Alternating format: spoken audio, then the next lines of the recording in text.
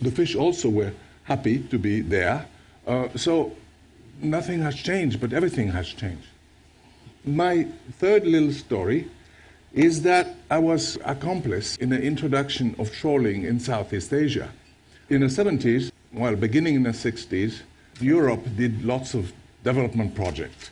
Fisheries development meant imposing on countries that had already 100,000 fisher to impose on them industrial fishing. And this boat, a bit quite ugly, it's called the Mutiara 4, and I went sailing on it, and we did surveys throughout the southern Charles China Sea and especially the Java Sea. And what we caught, we didn't have words for it. What we caught, I know now, is the bottom of the sea. And 90% of our catch was sponges, other animals that are fixed on the bottom, and the greenness of your country, the water supply. And over time, it changes. It changes because people do things or naturally. Every generation will use the images that they got at the beginning of their conscious lives as a standard and will extrapolate forward, and the difference then they perceive as a loss. But they don't perceive what happened before as a loss. You can have a succession of changes. At the end, you want to sustain a miserable leftovers, and that, to a large extent, is what we want to do now. We want to sustain things that are gone, or things that are not the way they were.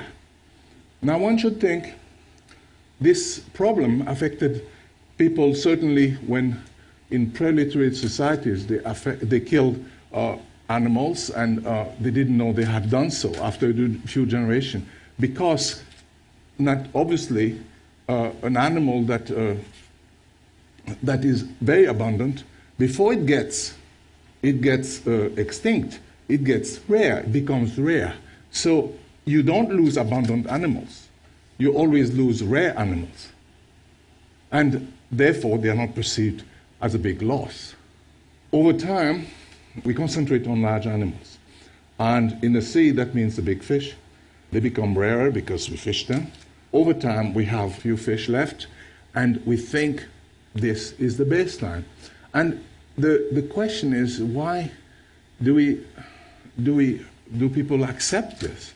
Well, because they don't know that it was different. And in fact, lots of people, scientists, will contest that it was really different.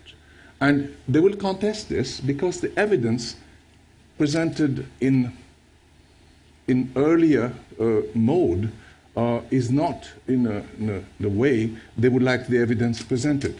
For example, the anecdote that some present as Captain so-and-so observed lots of fish in this area cannot be used, or is usually not utilized by fishery scientists because it's not scientific.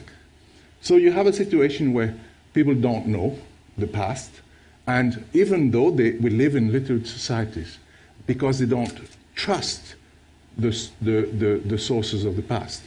And hence the enormous role that marine protected area can play.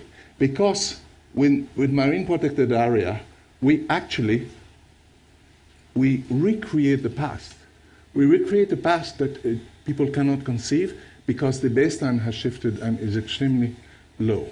That is for people who can see a marine protected area, and who can benefit from the insight that it provides, which enables them to reset their baseline.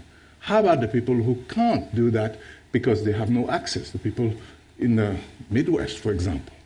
And then I think that the arts and films can perhaps fill the gap. And simulation. This is a simulation of Chesapeake Bay. There were gray whales in Chesapeake Bay a long time ago, 500 years ago, and you will have noticed that the hues and tones are like Avatar. And if you think of Avatar, if you think of why people were so touched by it, never mind the Pocahontas story,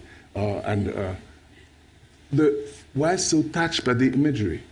Because it evokes something that their sense has been lost. And so my recommendation, that's the only one I will provide, is to Cameron to do Avatar 2 underwater. Thank you very much.